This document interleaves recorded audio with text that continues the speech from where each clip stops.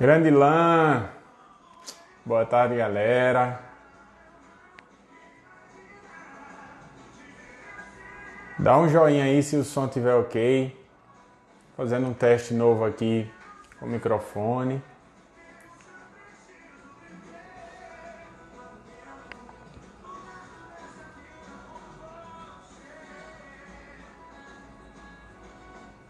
Boa, Marcião.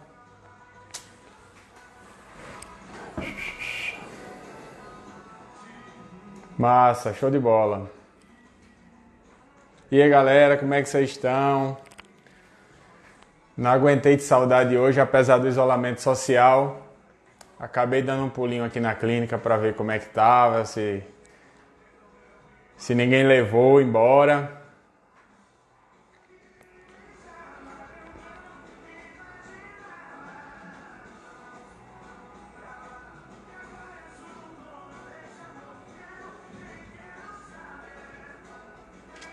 Mandar um abraço aí pro Dr. Tiago Serpa, lá de Patos.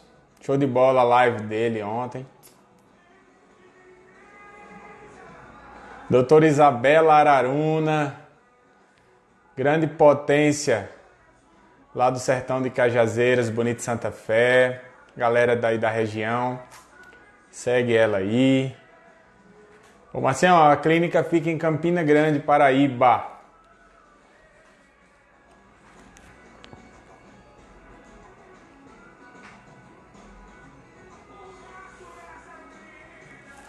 Bem, pessoal, vou fazer um teste aqui. Eu trouxe um teminha que foge um pouquinho do que a gente tem visto aí na live da galera. Alguma coisa que a gente possa colocar em prática quanto antes. Eu acredito que esse momento vai mudar bastante a nossa rotina aí de cursos, de aula, de videoaula, não sei o quê. De congressos, acredito também, que eu acho uma maluquice um congresso só com aulas teóricas e totalmente presencial. Quanto a gente não economizaria um evento, por exemplo, para trazer um cara, sei lá, dos Estados Unidos, da Europa, o cara podia dar essa aula online.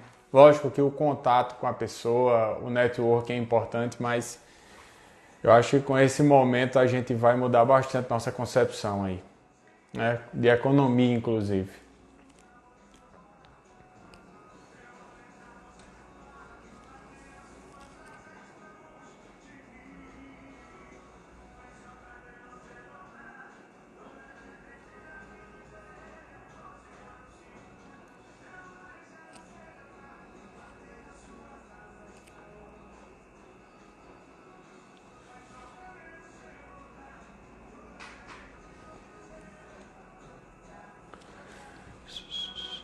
Pessoal, e daqui a pouco eu vou fazer o seguinte, eu vou só inicializar, vou girar a tela, porque dessa forma aí eu não consigo mostrar para vocês o slidezinho, só eu coloquei um, para poder a gente discutir o tema de hoje, que é um tema que eu achei bem legal falar, já que a maioria das lives falam muito de coisas que normalmente não tem como a gente treinar em casa, né? Então hoje eu pensei numa coisa bem mais rápida, aquela dica mesmo, pulo do gato, que pode salvar a gente num momento de aperto na clínica. Oi, Sâmia! Tava ontem na live do Dr. Rafael e do Dr. Marcel, né? Muito bem, prestigiando, seja bem-vinda. Então, meus queridos, qual é a minha ideia, né? Quem trabalha com reabilitação, quem trabalha na clínica e nunca teve um dente, uma coroa, uma fraturazinha de ponta de cúspide, ou deu um lascãozinho assim na cerâmica, ou fez uma restauração de resina composta, essa restauração fraturou, o paciente range os dentes, não usou a placa, destacou, na verdade, um pouquinho da resina composta, e você fez o que você achou no momento lá da resina, por exemplo, Fez novamente o ataque ácido, adesivo e resina de novo e gruda, ó, gruda. Mas tem como a gente potencializar isso, essa adesão, tá? E eu vou passar para vocês também, baseado tudo no artigo eu trouxe, né? De quem quiser depois.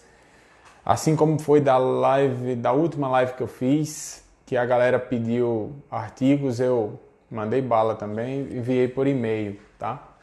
Porque aí você fica com a fonte da informação na mão, em vez de acreditar na tradução de quem leu, tá certo?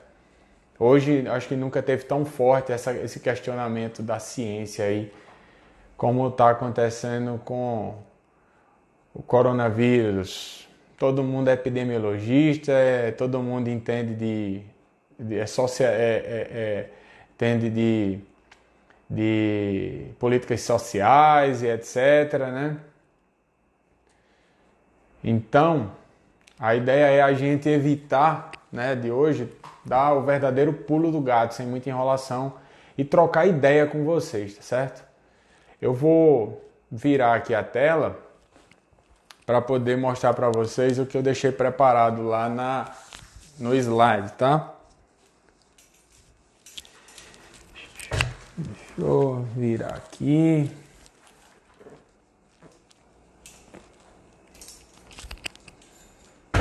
Alinhei tudo aqui, mas tudo bem.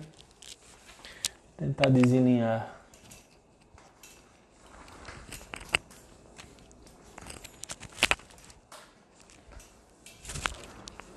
Beleza, consegui.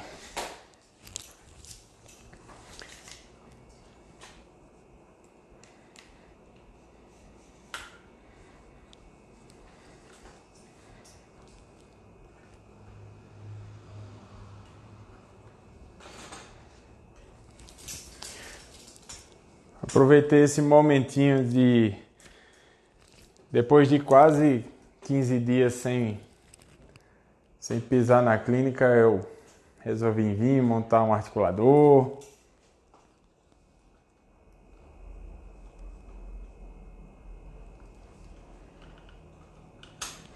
Vou subir aqui e te ajustar.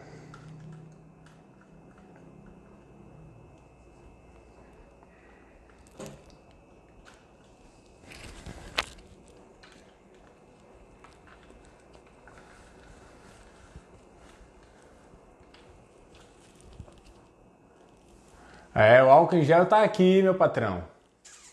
Tem que estar. Galera, tá dando pra ver direitinho aí? Deixa um joinha aí só pra eu saber se tá ok.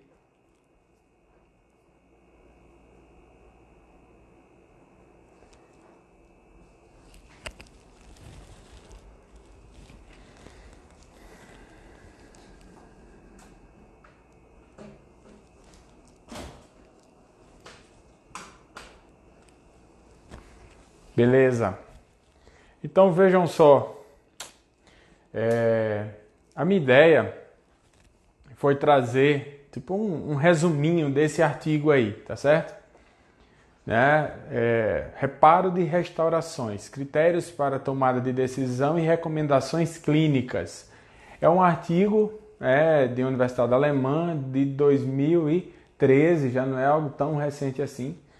Já tem 7 anos, mas que é altamente aplicável, até porque de lá para cá os materiais que nós utilizamos, né, nas restaurações e nas reabilitações continuam o mesmo, tá? Então, em que consiste isso aí, tá, gente? Eu coloquei até numa aula que eu dei, deixa eu ver se eu tô com ela aqui pronta. Acho que não.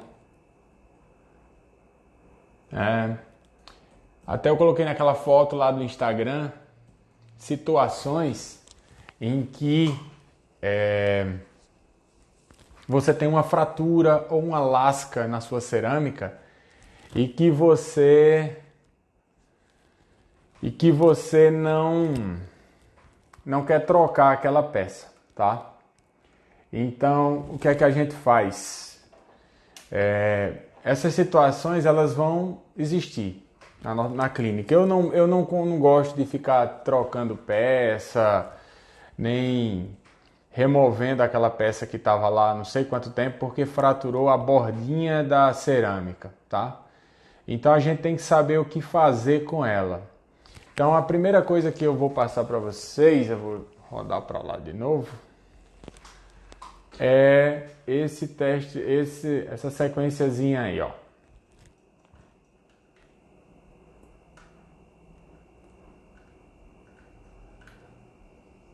Beleza, essa daí, tá? Então, como é que consiste isso aí?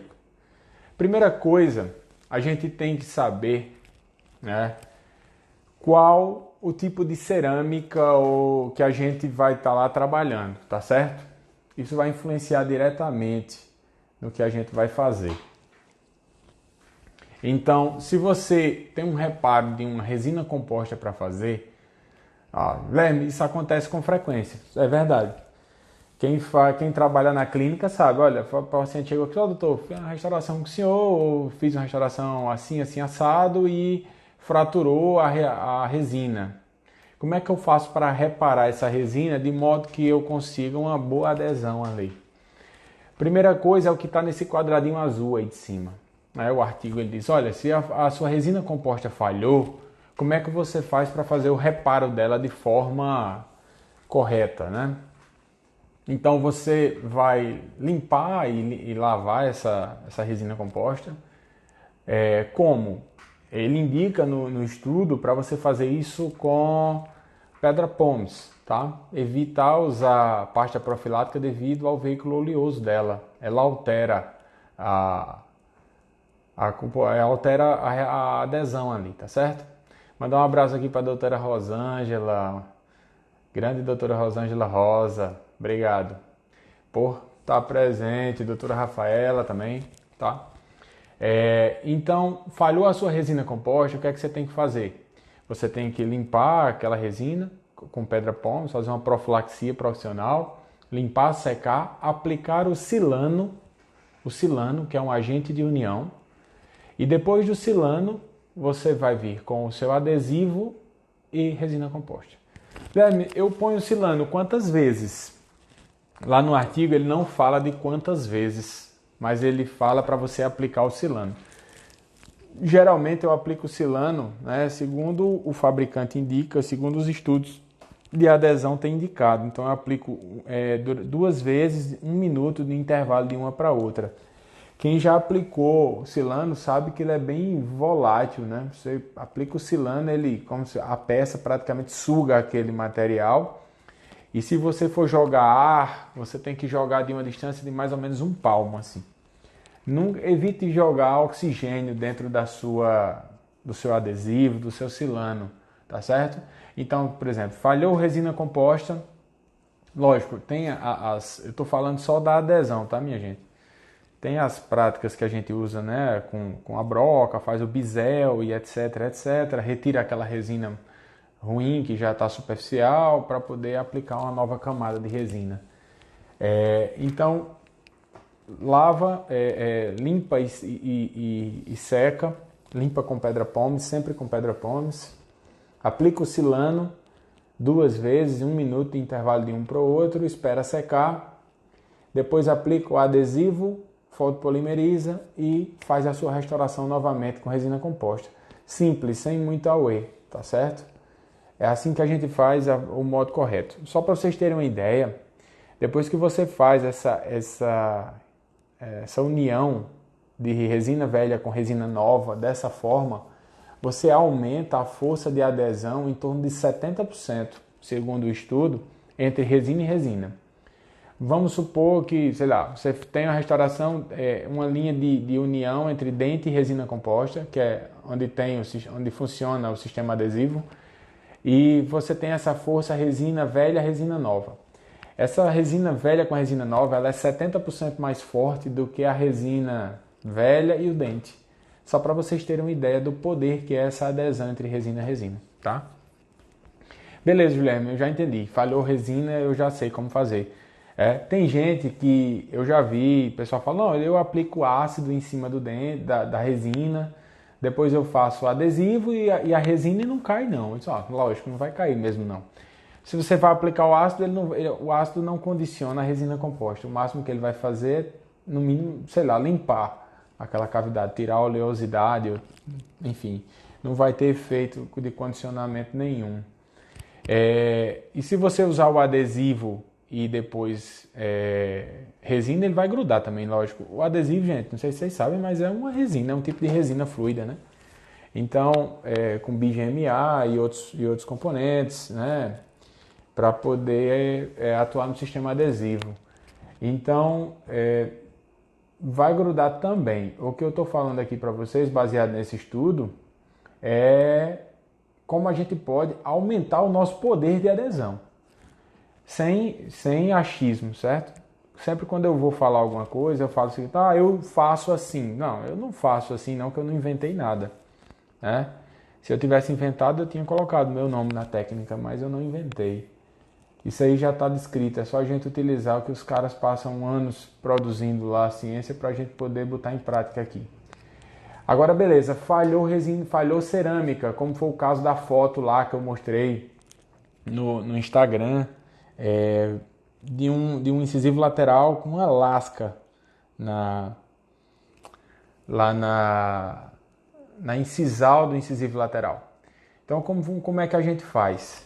Então, deixa eu colocar aqui uma foto só para a gente ter uma ideia, se for para a gente fazer.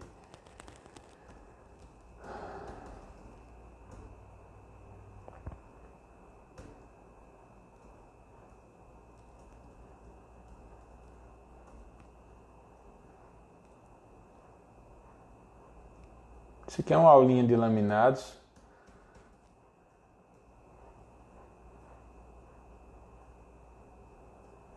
Pra gente brincar. Então beleza, gente, olha só.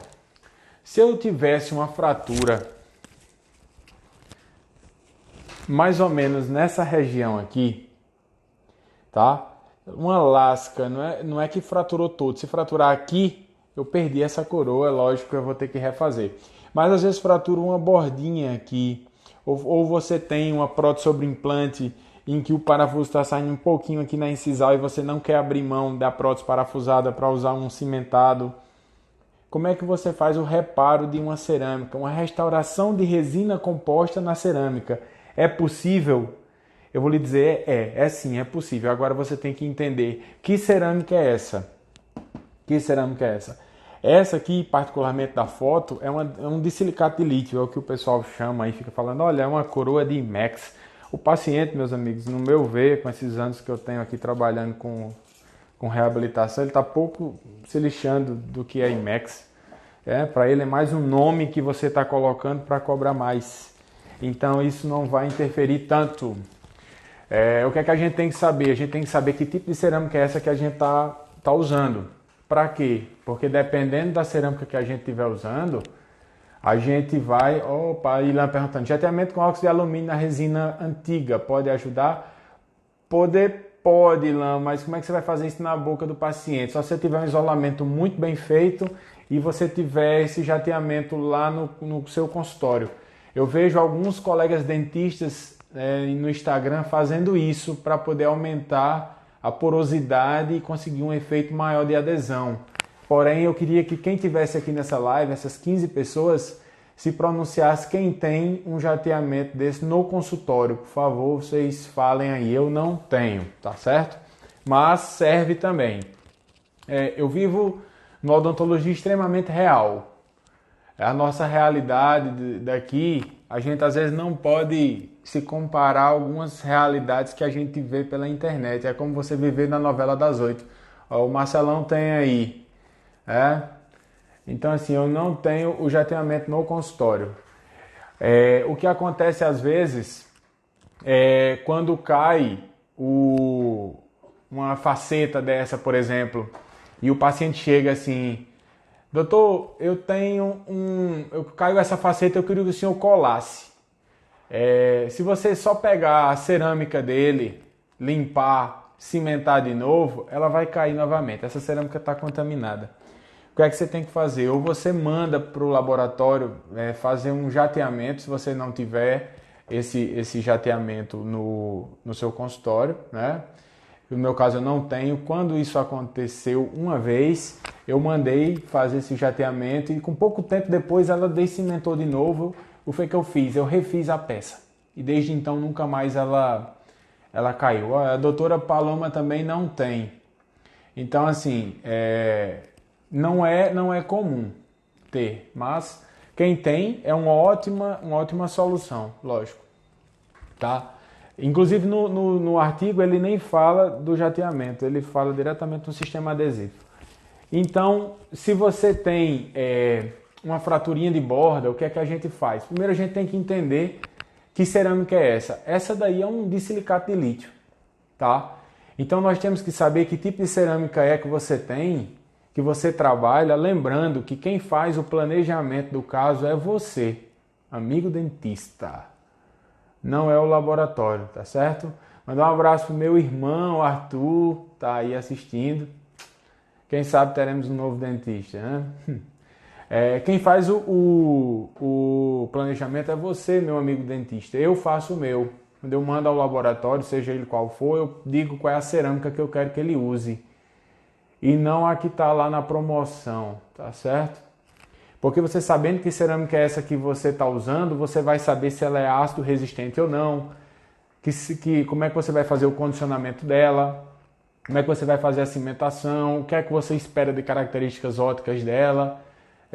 A gente teve uma discussão recente lá no curso de especialização, o grande professor Marcel está aí, a respeito da zircônia, né? Quem sabe um dia a gente faça um debatezinho sobre zircônia. Tem um amigo meu, Alfredo, que trabalha lá no Instituto Mondelli, lá em Bauru, que está trabalhando muito com zircônia na FOB, lá na USP, e a gente pode trocar uma boa ideia a respeito disso, porque eu não tenho visto bons resultados com a zircônia, e os estudos que eu tenho lido e estudado a respeito também não me mostram que a curto nem a médio prazo tenha sido tão diferente assim o resultado dela frente a outros metais que a gente tem usado, tá certo?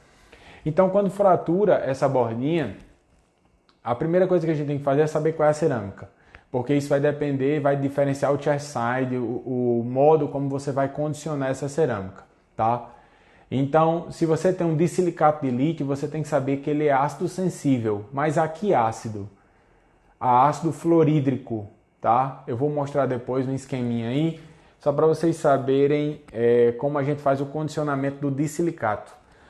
Mas eu usei metalocerâmica, é uma metalocerâmica tradicional, dessas que o laboratório te cobra o mais barato, né? Então, grande possibilidade ou quase totalidade de certeza de ser feldspática, tá certo? Uma porcelana feldspática. Dificilmente o laboratório vai te cobrar 200 e poucos reais numa coroa, no qual ele não usou feldspato para fazer, né? Então, a porcelana feldspática ela condiciona de uma forma diferente da porcelana à base de disilicato de lítio. Então a gente tem que saber que tipo de cerâmica é que a gente tem para poder promover essa adesão.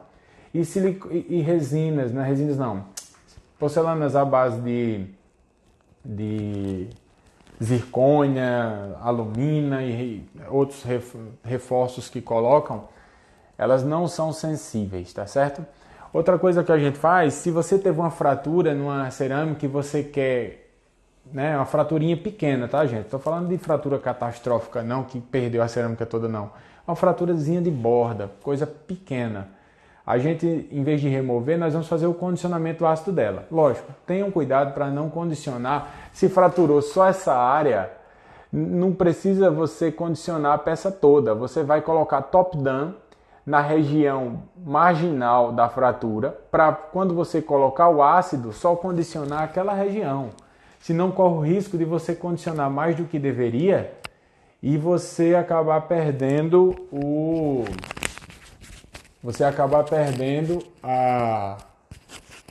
brilho, o glaze que tinha aí, tá certo? Então vamos ter cuidado com isso, usem o top-down. Então, Guilherme, beleza, eu já sei.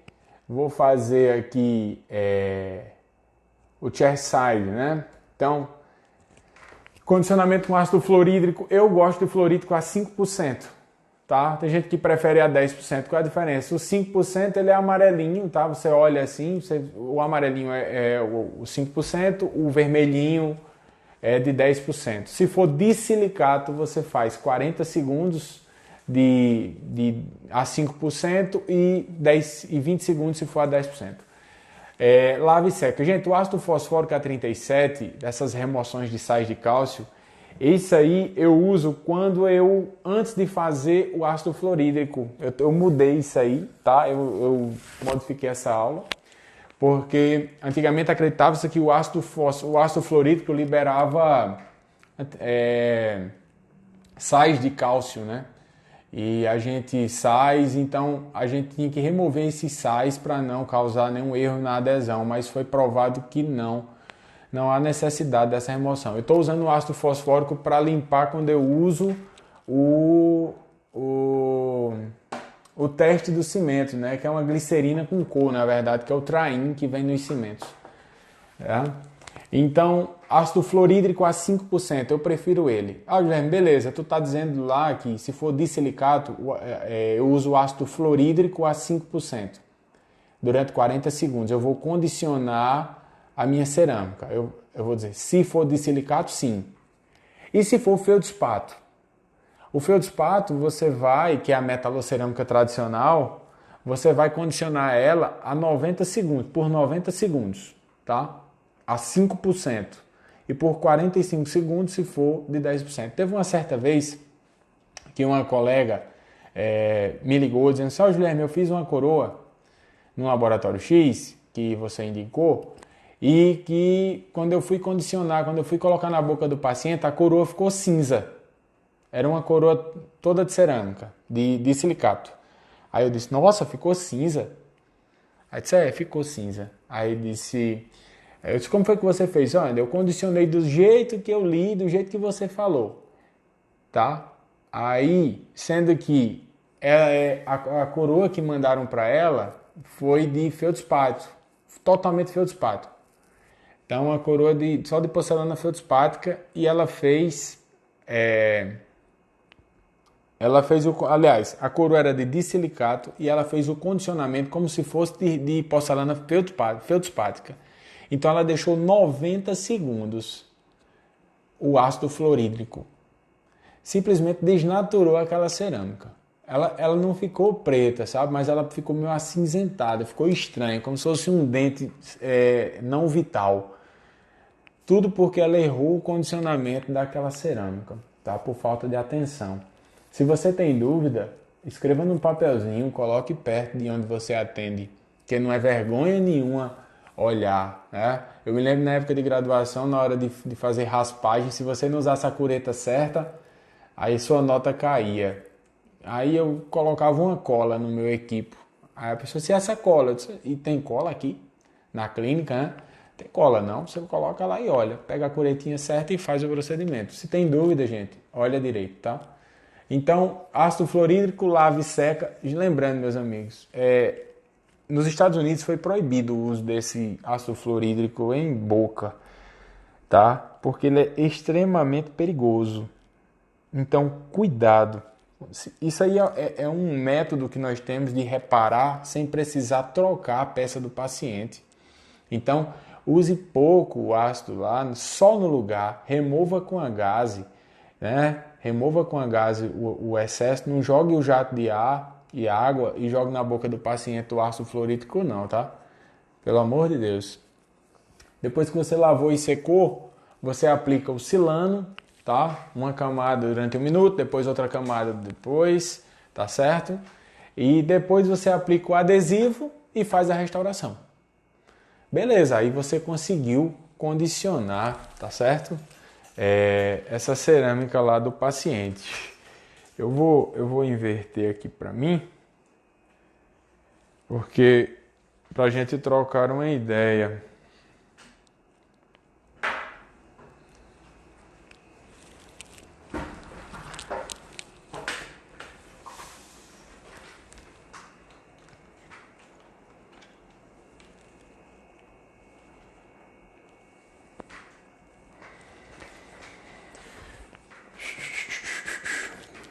E aí, galera?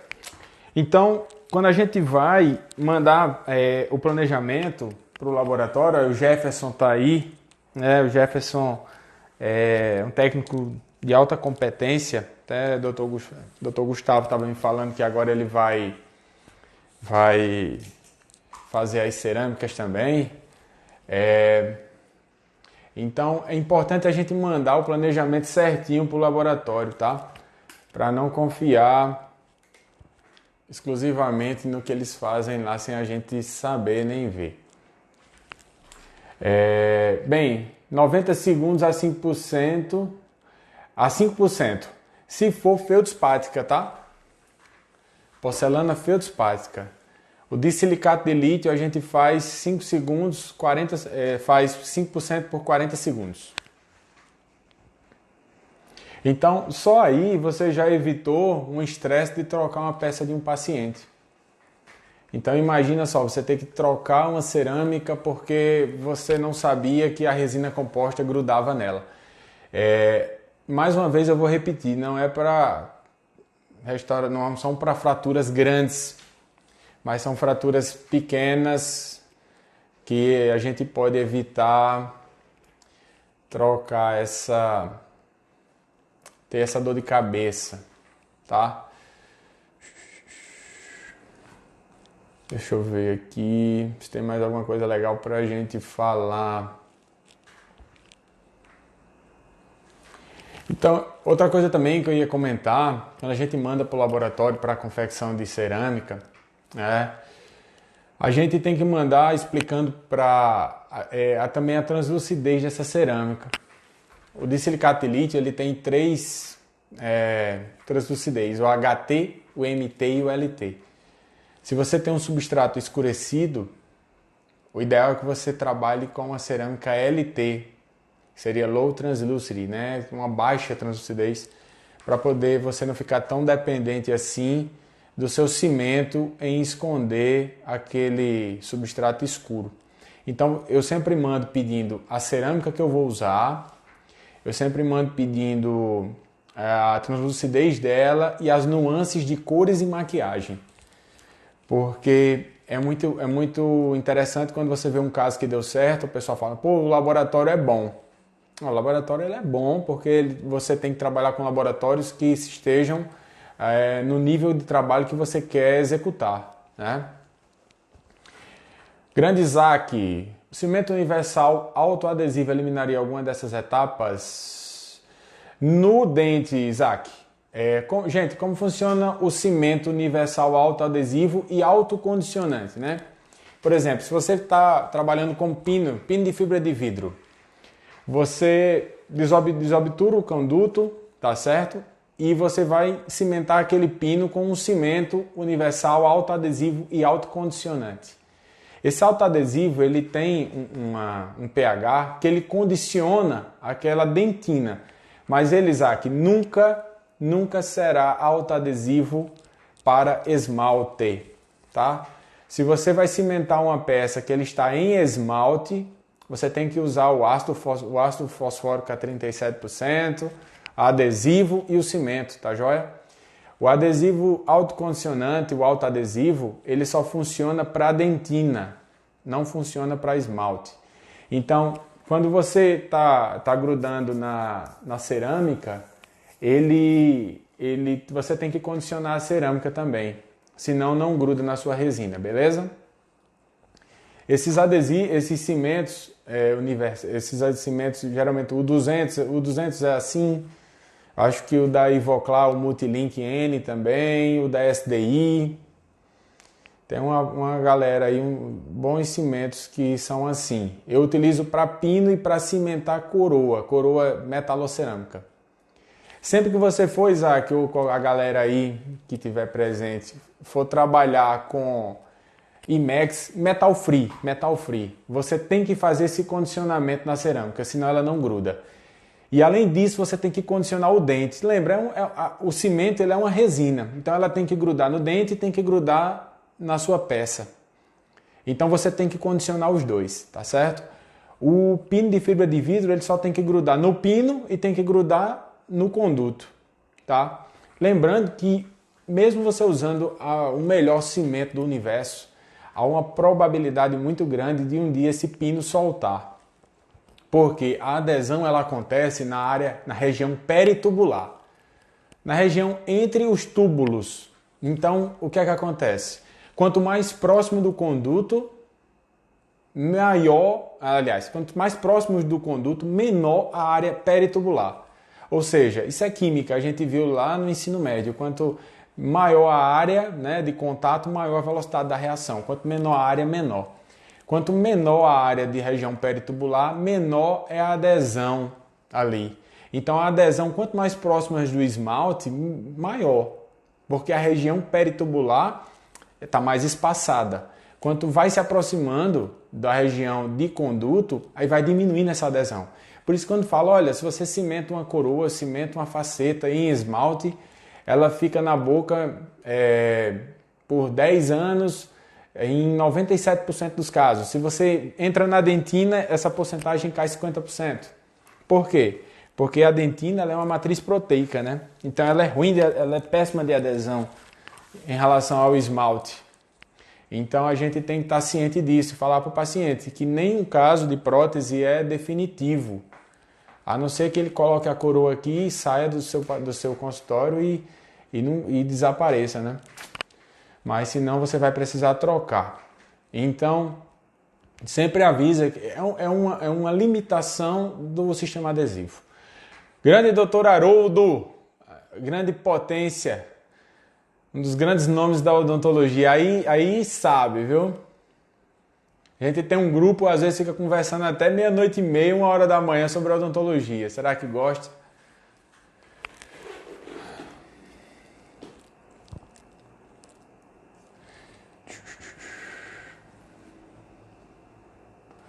Outra coisa também, por exemplo, quando você vai usar cimento autoadesivo desses U200, eu queria também dar outra dica. Porque é o seguinte, antigamente quando você tinha uma coroa metalocerâmica tradicional, você cimentava geralmente com fosfato de zinco, tá? Sendo que o fosfato de zinco ele é ótimo. Você pode prestar atenção que não existe fosfato de zinco da 3M, nem da Ivoclar. Mas por que será que não tem? Porque o fosfato de zinco ele é padrão, né? Sempre foi fosfato de zinco e sempre será. Não tem tecnologia envolvida. O cimento resinoso, ele antigamente não grudava no metal. Por isso que a gente usava o cimento fosfato de zinco. Com a queda da patente da Panávia com o monômero 10-MDP, esses monômeros estão presentes em praticamente todos os cimentos. Então, a gente começou a promover a cimentação com o cimento adesivo nas coroas metalocerâmicas. E isso melhorou muito para a gente, porque a resina, né, ela não sofre hidrólise. Então a gente tem um resultado mais... tem um resultado que a gente pode ter um controle maior ao longo do tempo do que o fosfato de zinco. Aí muita gente fala, Jaime, eu já vi fosfato de zinco durar 20 anos, 15 anos. Eu disse, olha, você viu, mas será que você observou microscopicamente se não tinha algum microgap ali? Porque as bactérias eu não consigo ver, mas elas estão aí, né? Então elas causam cárie, causam doença periodontal e eu não vi uma bactéria ainda eu não vi. Então a gente tem que ter cuidado na hora que vai indicar um material, entender como é que acontece essa química dele. Dar uma estudadinha em materiais é muito bom, é um dos assuntos melhores que tem de estudar. Porque a gente está usando todo dia, então a gente tem que saber como é que ele funciona. Então o MDP ele tem afinidade por metal, por óxidos metálicos. Então ele gruda no teu munhão do componente protético e gruda na tua prótese metalocerâmica. Ele gruda no dente e ele gruda na tua prótese metalocerâmica, tá? Então o cimento resinoso com MDP, praticamente todos têm. Eu desconheço um que esteja no mercado desses melhores que não tenham. E se você usar produtos com preço mais barato, dá uma olhadinha na bula e vê se ele tem o MDP. Creio que praticamente todos têm, tá certo? Grande doutor Alessio, um dos grandes nomes da odontologia local, estadual, intermunicipal e interplanetária. Seja bem-vindo. Bem, galera, é isso. Foi uma live bem rapidinho, né? Eu vou tentar sempre trazer temas assim práticos que ajudem nos protocolos da gente. Todos os lemas dos meus cursos, das aulas. Doutora Natália, nossa aluna lá do Cubo, lá em Arapiraca, seja bem-vinda também. Eu vou buscar sempre temas assim rápidos, jogo rápido, para poder a gente movimentar e bem despojado também, tá certo? De forma que a gente tente colocar em prática os protocolos.